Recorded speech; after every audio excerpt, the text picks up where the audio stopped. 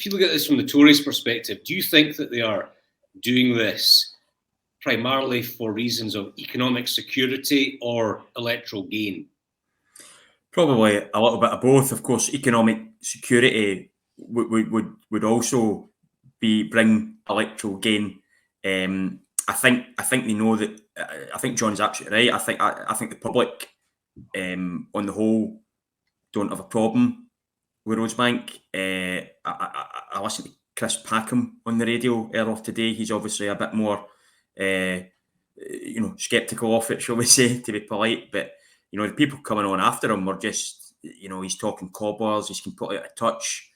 He doesn't know, what life is like in the real world, and I think that is kind of the point here. I think this just transition, they call it, I don't think people really understand what it's going to entail.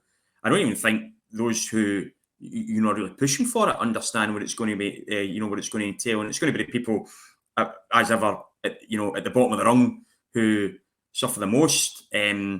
So I think it's maybe aimed at those kind of working class voters who, lent Boris's vote back in 2019. It's certainly directed at them. Obviously, if it helps, improve the economic outlook, then that's an election boost as well. You referenced, just to cut in for a second there, Dougie, you referenced the real world, but surely the real world includes the impacts of climate change, which are fundamentally driven by fossil fuels. You've got folks in other parts of the world which are becoming uninhabitable, and you're having fires, floods, droughts, everything. I think I absolutely agree with you, but I think it comes down to what I alluded to a few minutes ago. Here in Britain, it's slightly, hotter summers for a couple of days. People,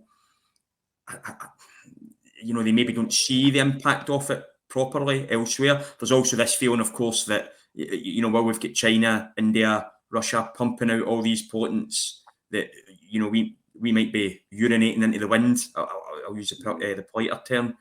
And I think you can see, it's. I mean, John said that the SNP want to keep it in the ground. I'm not sure that's entirely true with all of them. We've already seen Dave Duggan within minutes, Humza Yousaf criticising it. Dave Duggan comes out. I mean, I thought it was quite an admission from him that he thought because he can't stop it, he's not going to bother doing anything about it. I don't know if that's what you want to hear from an elected politician, but it's just, I mean,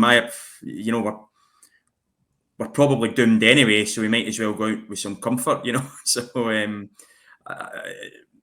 it's such a hard one. It does go across party lines as well. You've got Tories who are angry about it. I know Zach Goldsmith spoke out about it this morning. So it's something that goes across party lines. I think Rishi Sunak has seen which way the wind's blowing in it from the public's point of view, and that's part of the decision, part of why he's made that decision. I think it's important we look at the facts. Why? Douglas Ross is sounding pretty scared. I believe in independence. And he clapped like a seal.